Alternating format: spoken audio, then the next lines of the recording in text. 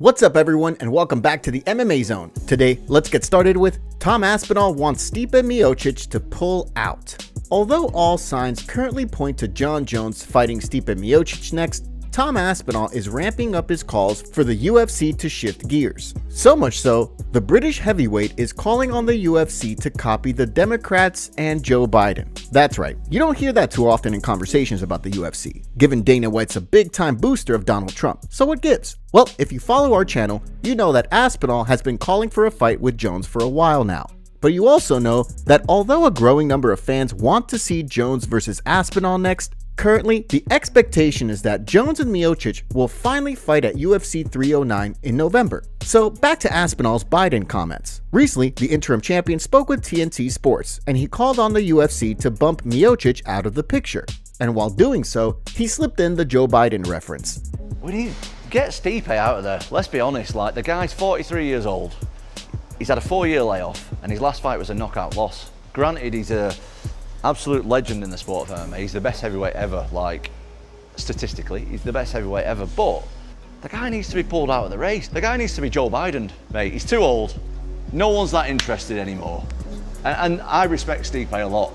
Pull him out, stick me in. It's right though, isn't it? It is right. Get Joe Biden out of there, stick me in. Now, it's certainly true that a lot of fans are calling for Jones versus Aspinall, and not a fight with Miocic. In fact, some people are accusing Bones of ducking a fight with Aspinall, and a recent post from Jones isn't going to alleviate those fears. According to reports, the polarizing fighter recently shared out this comment via social media. Fun fact, after this year, Jon Jones will never have to work again, retired at age 37, winning. So yeah, if Jones does hang up the gloves, and we never get to see him throw hands with Aspinall, legions of people will be pretty disappointed, including, it sounds like, Joe Rogan. While discussing the situation on his podcast, he defended the UFC's commitment to going with Miocic before heaping praise on Aspinall. I like that fight. I think Jon Jones and Tom Aspinall is an interesting fight because Tom is a big, fast heavyweight. He's a powerhouse, man, and he's big. He's big. And if you look at fights where Jon has had difficulty, some of them have been like really elite strikers. Like he had some difficulty with Lyoto Machida before he got a hold of Lyoto. He had some difficulty with Dominic Reyes. Absolutely. Dominic Reyes, some people even thought he lost that fight. Absolutely. It sounds like we're all pretty much agreed on the fact that Jones versus Aspinall is a must-see scrap. But what do you think? Could the UFC actually pull an audible here and go with Jones versus Aspinall next? Next up, let's take a look at the UFC is protecting Alex Pereira, according to Daniel Cormier. Plenty of eyebrows were raised throughout the MMA world recently when it was announced that Nurmagomedov Ankalaev is going to battle Alexander Rakic next, and not the UFC's current light heavyweight king, Alex Pereira. Since news of the fight dropped, there's been no shortage of speculation why. But the way Daniel Cormier sees things, the UFC could be trying to ensure Poatan remains the champ for a little longer. Due to the fact Ankalaev has not lost a fight since 2018, and because he's defeated numerous contenders since then, the consensus was he would fight Pereira next. The Dagestani smashing machine even called for that fight repeatedly. But more recently, it was announced he's going to scrap Rakic at UFC 308 in October, which prompted Cormier to say the following during the Good Guy Bad Guy podcast. And I don't know why Pereira is not fighting Ankalaev right now. I don't know why that's not happening. But what I do like is that now Ankalaev has to pass another test. Because what the UFC is kind of saying here is we've got this star. And we know that this guy here could be a real potential issue for that star. They will fight eventually, but they will fight when we have no other option. And I like it. I like it. I don't think you run the risk yet. And I'm not saying Pereira can't fight or beat Ankalaev. I just feel like it is a very, very difficult matchup, possibly the hardest matchup for him in the entire light heavyweight division. So I think he has to wait, right? I'm very rarely surprised when fights get announced. But I remember sitting in Manchester, and when I saw Rakic taking on Ankalaev, my jaw dropped. I was like, they actually did it. Like, sometimes you got to protect that golden goose a little bit, and that's kind of what it feels like. Does Cormier have a point here? It's certainly possible. There's no question that on account of Ankalaev's well-rounded game, and that includes top-tier wrestling, many believe Poatan could be in for a long night against the contender. But recently, there's also been talk of the UFC looking at an MMA rubber match between Pereira and Israel Adesanya, provided the last stylebender reclaims the middleweight crown at UFC 305. Now let's take a look at Joe Rogan reacts to Umar Nurmagomedov fight. Umar Nurmagomedov wasn't able to put an emphatic stamp on his recent victory over Corey Sandhagen by taking out the top contender and finishing him, but the undefeated bantamweight continues to draw praise for what he showcased in the competitive scrap. Leading up to the bout, many folks argued that if Nurmagomedov was going to defeat Sandhagen, his wrestling and top game was going to be pivotal. After all, Sandhagen is one of the most elusive and dangerous strikers at 135. Frankie Edgar can tell you all about that. To the surprise of many, however, Nurmagomedov was largely unable to control much of the fight on the ground. While he did score some takedowns, a lot of his success came during the striking exchanges. So while reflecting on the fight during a recent episode of his podcast, Joe Rogan heaped praise on Umar's skill set. The difference in Umar versus Khabib is that Umar is his stand-up is so dynamic. His kicking is so dynamic. It's so dangerous and quick. You know, like, he throws head kicks off the front leg quick. He throws things that are fast, man. He threw that. Dude, he's good. He's real good. His striking was on point. Like, everything was on point. And he's more threatening wrestling. It's like it was a more potent combination of the skills that Corey has as well. It's hard to disagree with anything Rogan had to say there, right? Now, it'll be fascinating to see if Umar can add more UFC gold to the Nurmagomedov family name.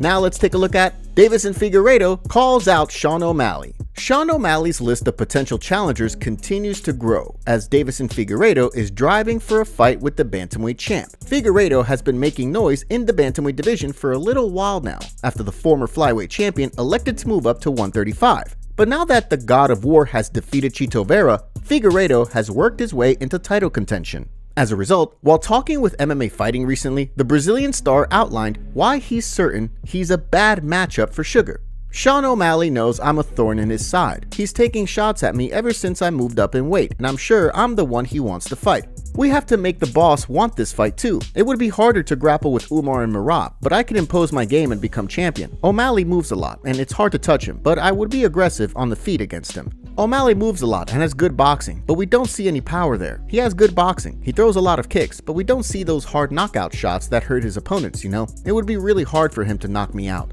What do you think? Does Figueiredo have the skill set to defeat O'Malley?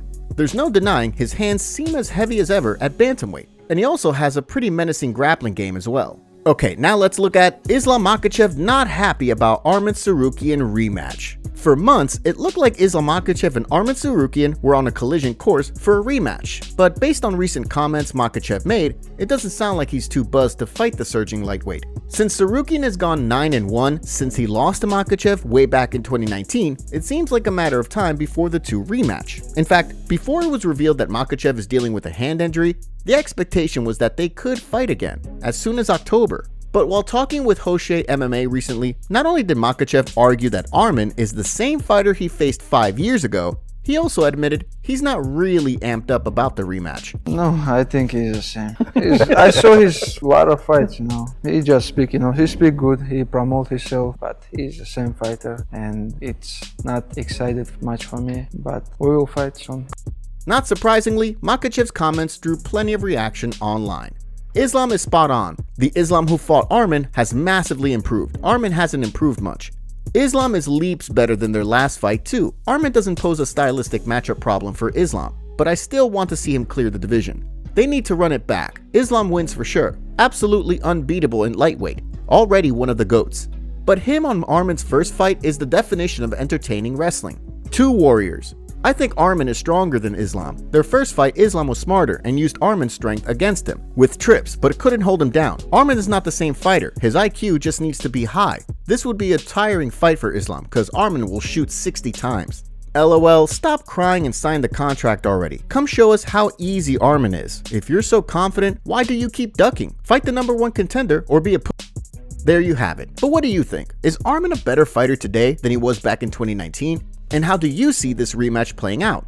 Chito Vera breaks silence on UFC loss. It remains to be seen what will come next for Chito Vera, following his recent loss to Deiveson Figueiredo. Recently, the fan favorite spoke at length about the loss and where things went wrong. Chito faced the former flyweight king at the UFC's card in Abu Dhabi last weekend and dropped a competitive decision loss. The fight marked Vera's return to the cage, following his decision loss to champion Sean O'Malley in March. So, while breaking down the fight on his YouTube channel, Vera admitted that he may have returned to action too quickly. He also made it clear he thought Figueiredo should have been deducted a point for an illegal kick he threw at Chito while he was down on the ground.